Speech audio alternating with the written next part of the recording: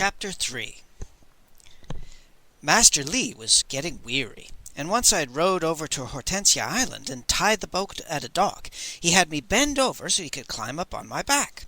He weighs no more than a schoolboy, and his small feet fit easily into my tunic pockets, and I'm so accustomed to carrying the old man around that without him I feel undressed.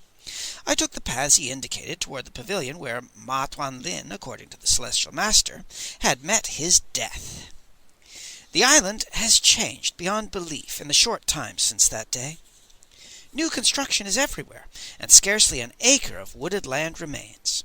Then it was almost totally given over to trees and shrubs and grass, and outside of the Yu, much more about which later, there was only the collection of astronomical instruments first established by the great Chang Hang, and fewer than 20 secluded pavilions used as retreats by eminent mandarins. It was peaceful and beautiful, and we saw and heard nobody at all as I followed the paths through the trees. Ahead was a grassy clearing, and Master Lee had me stop and set him down. He reached inside his robe and pulled out his wine flask and swilled moodily, spitting the pulpy residue at flowers. I expected them to shrivel and die beneath the bath of pure alcohol, but for some reason they didn't. "Ox, I must congratulate you on your self-control. Not one single question," he said with a wink. He knows he's trained me well. "Let's look around. I'm betting the Celestial Master actually did see our vampire ghoul remove Ma Tuan Lin's head, thus greatly improving Ma's appearance, and I'll be disappointed if proved wrong." We'd already learned that the body had indeed been found and removed from here, and as we walked forward I saw the outline of the pavilion, and then I saw a huge pile of fresh earth beside it, and finally I saw something black and moving, sharply outlined against a green background. It was a cloud of flies buzzing around sticky black streaks that had recently been red, matting the grass. We walked to the pile of earth and found signs of a very recent disturbance that might have been caused by a creature crawling out, and I found sandal prints in a soft spot in the path close to the pile. The toes had dug in and sprayed dirt backward, which would be consistent with somebody running for his life, and I soon found another soft spot with a huge print on it that might have been made by a creature like a vampire ghoul. "The Celestial Master would have no reason to invent an item like a birdcage. Let's find it," Master Lee muttered. We found the cage in tall grass close to the bloodstains.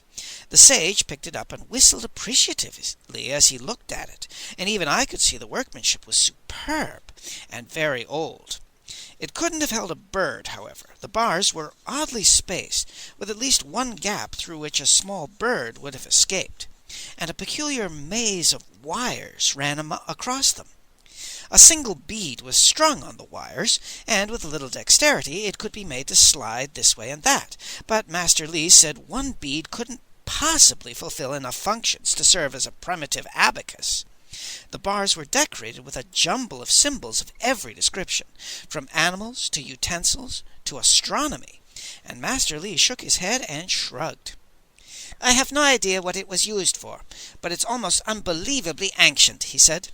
"Say what one will about Ma Tuan Lin, he had a gift for discovering valuable artifacts. He was a considerable collector and claimed to be an authority, and maybe we'll find something about this in his papers." He tied the cage to his waist with his long yellow sash, and stood looking around for a moment with his hands on his hips. "My dear old friend and teacher rode over here and took a walk in the moonlight," he said in a slow, melancholy voice. "As fate would have it, he arrived at this spot just in time to see a monster chasing its dinner, meaning Ma Tuan Lin, and he did indeed see the creature rip Ma's head off. Ox, you've heard the Celestial Master. You know he couldn't stand Ma Tuan Lin. Deep inside he felt guilty for not grieving at a terrible murder, and the guilt worked through a weary mind and projected images, and the result was that he really does believe his story about, pay attention, a little wrinkled man, older than you, maybe even older than me, but he was running as lightly as a child. All right, what kind of hat does the Celestial Master wear?" I thought about it. "It's a white hat, tall and conical, tapering to a point, I said. It's called Hat of Nine Yang Thunder, Master Li said dryly. It's meant to resemble the beak of a crane. Did you notice his robe? It was a Taoist robe, except for the first rank emblem, I said, which is a crane. Yes, indeed. And did you notice his ring of office? Master Li asked. Some kind of large red stone, I said. It's a garnet called Ball of Retributive Lightning, said Master Li. Oh, I said. Oh, indeed, said Master Li. Ox, the Celestial Master, projected himself as a tiny wrinkled old man who could throw away his canes and run lightly as a child as he massacred bastards like Ma Tuan-lin, blasting them with his ring of office, and then transforming himself into the crane he carried on his robe and hat, flying safely away across the moon, like in dreams. The mandarins feared that the wrong people might take that tale and cause a terrible scandal, but you and I are not going to be the wrong people. No, sir, I said. We'll go through the motions of an investigation, the old man said. If nothing else, I have the Celestial Master's authentic signed commission to show for it, which is scarcely to be sneezed at. Yes, sir, I said, and then made something of a point of shutting my mouth. That, I added silently, is the understatement of the decade. After he finishes doctoring a document like that, he can present a pass allowing him to wander in and out of the imperial treasury with 40 mule carts, 80 peasants with shovels, and a derrick. There was nothing more to be found at the scene of the murder, so Master Li led the way into Ma Tuan-lin's pavilion. I was rather surprised to find it was a simple, austere place, one large room and a bathing chamber, opening to a small enclosed garden and a vista overlooking the lake. Master Li explained that mandarins like Ma were not allowed to build palatial establishments on the island. All the pavilions were identical, designed for peaceful contemplation, and were the property of the emperor. We looked through the mandarin's papers and collection of books and scrolls, and all we found were notes in scholarly shorthand I couldn't read, and Master Li said were pure Ma Tuan-lin, idiotic garbage. The only point to the search was to see if there was any information about a peculiar old cage, so Master Li made it quick. Just as we were about to leave, he stopped in the doorway. I almost forgot, he said. 50 or 60 years ago, I took one of these pavilions for a week or two, and since they're all the same... He let the sentence hang in the air as he turned and walked back to the small wooden altar against the east wall. They showed me where to stick jewelry or whatever if I didn't trust the gardeners, he said, and he reached out and pushed a wooden panel and then slid it aside and stuck his hand into a tiny hole. I'll be damned, he said, because when his hand came out, he was holding a small, thick notebook. We sat at the table while he went through it.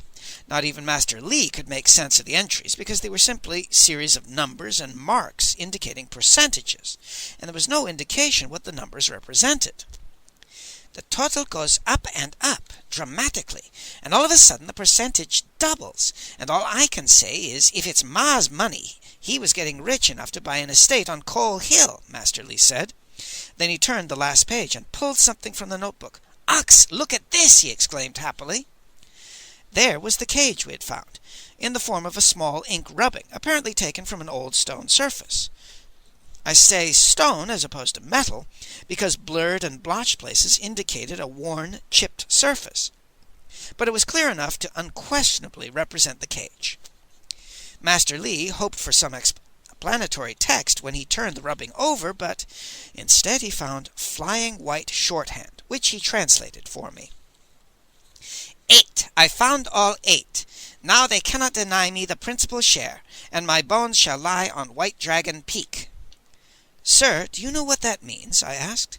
Not really, but the last part is interesting, he said. White Dragon Peak is the principal landmark rising above a large and rich valley near Shenxi, which Ma Tuan-lin, falsely I always assumed, claimed was once his family's ancestral estate. This sounds as though he hoped to buy it back, and that would take an incredible amount of money. We soon left, and I rode without incident back to the city. We stopped at Master Li's shack long enough to hide the old cage beneath the platform that keeps our pallets dry when storms send water washing across the floor. And then he had me carry him to the wine shop of One-Eyed Wong. I've described Wong's in previous memoirs, and it doesn't play a significant role here. So I'll simply say it's a place in the criminal area of Heaven's Bridge where Master Li can find useful people. And he found some now. He had a couple of forgers make fast copies of Ma Tuan-lin's rubbing of the cage, and then he got a pack of street boys to take the copies to every first-rate burglar he could think of. "You see," he said when we were eating dinner at his private table, "there's a chance that Ma was referring to cages rather than 100 other things when he wrote on the back of the rubbing. If so, he had found 8 of them. Where are the other 7? I shrugged. "His office, his house. Keep in mind, Docs, that the cage we have is very ancient and superbly made. It's a remarkable artifact, and if Ma Tuan-lin was holding 8 of them, he would certainly have made his extraordinary collection the excuse for banquet after banquet, at which he could boast of the infallible instinct and keen-trained intellect that enabled him to find treasures where lesser men failed. So far as I know, he did no such thing, and let's remember the wording. 8. I found all 8. Now they cannot deny me the principal share, and my bones shall dry on White Dragon Peak." "Sounds like he had partners in a business enterprise," I said hesitantly. "Sounds like the cages would be valuable to them, so much so he'd get the principal share in whatever the venture was." "That's exactly what it sounds like, and thus he would give cages to partners in exchange for percentages of the business. Perhaps the very existence of the cages would be kept secret. Perhaps not. And if not, we will consider an interesting possibility," the sage said. Ma Tuan-lin would never dream of going into partnership with lesser mortals. His partners would have to be mandarins of his own rank or higher, and such men tend to collect rare items and display them in their homes to envious visitors. From his silence I judged he wanted me to see how far my sieve-like brains could carry the thought. So I said, if Ma Tuan-lin gave cages to his partners, and his partners put them on display, the burglars of Peking can tell you exactly where the cages are. "Good boy," said Master Li.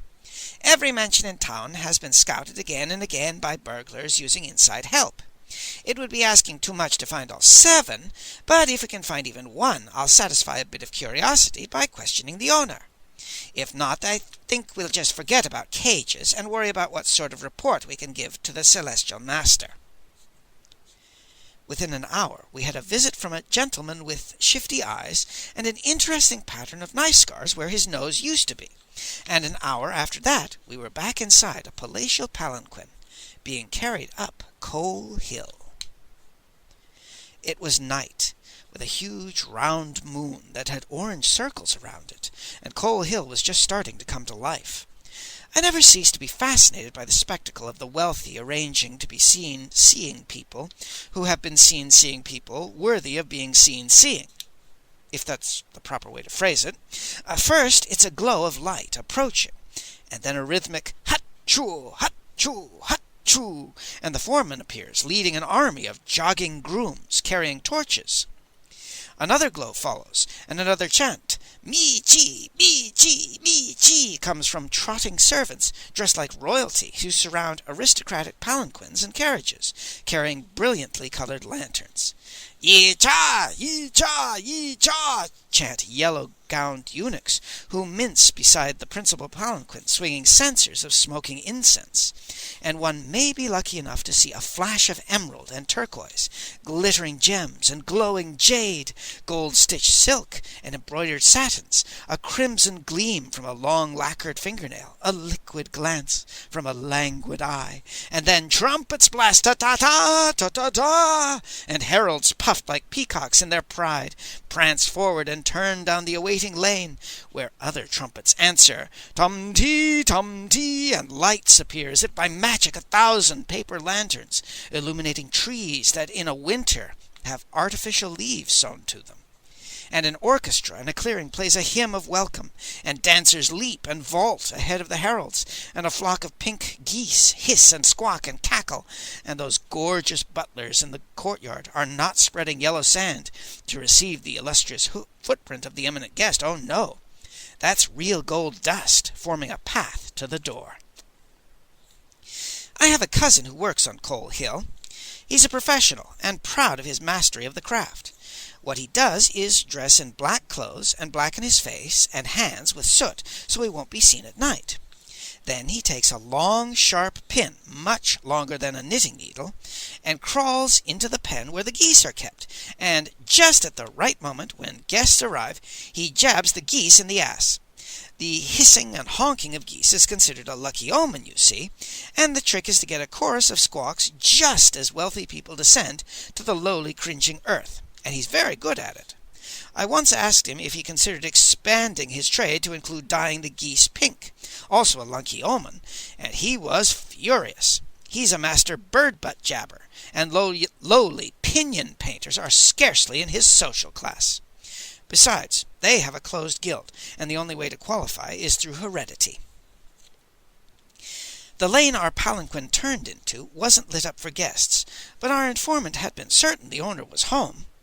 Master Li put on his grandest air of Neo-Confucian superiority, and sneered lesser servants out of the way, until he got the major domo, and a flash of the commission from the celestial master was sufficient to send the fellow bowing and cringing upstairs to seek the master of the house. We waited in a very elegant room, where ancient artifacts were displayed, but Master Li was not impressed. 9/10, he stated flatly, are palpable fakes, and the 10th that isn't is of little value. The one exception is this toad dropper, which is done in the earliest example of the glaze called Pretty Girl Sky Clearing I've ever seen. Toad droppers are little ceramic toads with a chamber to hold water and a built-in dropper. You use them to moisten an inkstone with just the right amount of ink for a perfect stroke, and Master Li has a very nice collection of them. When he bent over and slipped aside the false heel of his left sandal, I turned pale. Venerable sir, don't you think it would be unwise to, He came up with his lockpicks, and a moment later the case held one less toad dropper. I mention this to explain why I was already unnerved when we heard the screams. They were high, strangled screams, clearly from somewhere in the house, and I automatically bent over for the old man to leap upon my back. "Quick! We'll make a run for it!" I cried. As soon as I felt his weight, I galloped to the hall, and out the door, and I was halfway across the outer courtyard before I realized that Master Li was pounding my head and shoulders and yelling, "Stop, you idiot!" I skidded to a halt, and he twisted on my back, and then a gnarled finger quickly shot past the side of my head and pointed there. It finally dawned on me that I was supposed to run toward the screams, not away from them, and in a way it was fortunate that I'd panicked and run outside. Master Li was pointing to an upper story, where the silhouette of somebody, who seemed to be fighting, could be seen behind a gauzy curtain, and I made a mental note of the location and charged back inside and started up the stairs. The screams were coming from the major domo, but I doubt he was aware of the noise he was making. His eyes were wide and glazed with shock, and his mouth opened and closed automatically, as he stood petrified at an open doorway on the second story. I shoved him out of the way. Master Li slipped down off my back, and I heard the sharp click as the rattan coil inside his right sleeve shot the throwing knife from the sheath strapped to his forearm up into his hand. I dove through the door low and fast, hitting the floor and rolling left and jumping up, braced for an attack. But there was no attack. I stood there rather like the major domo had, frozen in place with my mouth gaping foolishly, and from the lack of motion behind me I assumed Master Li was also standing and staring. The scene was complicated, and took a bit of sorting out. In the foreground, meaning the center of the elegant room, stood a man whose face was covered by the hood of a big old-fashioned cloak. He was methodically using a stone striker to bang the most ancient of all instruments, a set of stone chimes. He was standing on one leg because that's all he had, one single leg growing squarely from the center of his body. In front of him, a man in elegant Mandarin dress was dancing to the chime music. but it was a dance of death. His robes whipped wildly through the air as he leaped and capered across the floor, twisting and jumping with manic energy, kicking his legs high above his head, whipping his feet down to pound the floor as though attempting to drive holes through it. His eyes were quite insane, driven mad by pain, and he would have been howling if he had had the breath. I gasped and jumped back instinctively when I saw white splinters of bone thrusting from his silk-covered thighs, and blood dripped down his knees. This mandarin had danced until both thighs shattered, and he was dancing still, and now blood was bubbling from his mouth and nose, and I realized his insides had been pounded to jelly. He leaped even higher. His feet struck the floor even harder as the stone chimes thudded monotonously. And the bone splinters thrust out further and farther, and then a great gush of blood came from his mouth, and the light of insane agony died in his eyes. When the one-legged creature continued to pound on the old stone chimes, he was making a corpse dance for him. That mandarin was dead. I knew it as surely as I knew I was still alive, but I also knew the body was dancing like a doll of straw around the room, head lolling and bouncing lifelessly on his shoulders, arms and hands flapping about without guidance, both broken legs bending almost double where they shouldn't bend, between knee and hip, blood from the gaping mouth spraying around the room in a fine pink mist. That, mind you, was only the scene in the foreground. Simultaneously, my brain was trying to accommodate the background as well, but it was difficult because, with an overdose of grotesque images, they tend to cancel one another out. Everything was getting blurred, and I shook my head vigorously, the first motion I'd been capable of, and decided I really was looking at another weird creature. It was a man, yet the face was that of a hideous ape, with a silver-gray forehead, a scarlet nose, bright blue cheeks, and a yellow chin. I can't explain why, but I knew in my bones this wasn't actor's makeup. This was real, and the man-ape bared strong white teeth in an expression between a grimace and a smile, as it looked at Master Li and me. And then, in one powerful bound, it was at the wall, and with another effortless leap, it was out the window, and down into the garden, and gone, vanished into the night. But not before I'd seen that it was carrying something. The weird creature had been carrying a cage, precisely like the one Master Li had. Master Li had stepped up beside me, and now he whirled back toward the center of the room just as the stone chimes stopped playing, and the dancing corpse collapsed limply to the floor, as though someone had cut the strings operating a puppet. The one-legged hooded figure stood motionless. "Careful, Ox!" As if I needed the warning. I moved forward cautiously, scooping up a heavy bronze figurine as a weapon, and Master Li made a flanking movement with his knife cocked beside his right ear. The chimes player still made no motion. I was at an angle where I could look straight at him or it, and in the dark shadows behind the opening of the hood I thought I saw the gleam of a single eye in the center of a forehead. Suddenly there was a bright flash that blinded me. I gasped and stepped back, covering my eyes, and gradually the orange haze and black spots cleared, and I stared at the room. So did Master Li, blinking and rubbing his eyes, and there wasn't any one-legged chimes player. He wasn't in the room, and he wasn't in the hall outside, and the wind whipped the curtains away from the window, and we gazed out and up at the night sky, where a great white crane was slowly flying away across the face of the moon.